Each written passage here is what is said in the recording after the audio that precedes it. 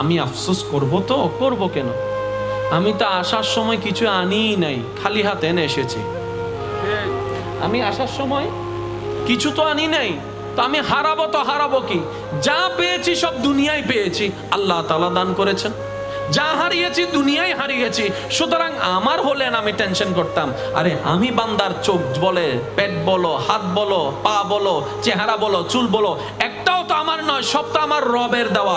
যেখানে আমি নিজেই আমার নই, এই দুনিয়াতে আমার বলতে আসলে কিছুই নাই, হারানোরও কোনো টেনশন নাই। বলেন সুবহানাল্লাহ। বান্দা যখন নিজের মনের ইচ্ছা দিয়ে রবের উপর ভরসা করে কাজ করতে থাকে, ওই কঠিন কাজও সহজ হয়ে যায়। বলেন সুবহানাল্লাহ।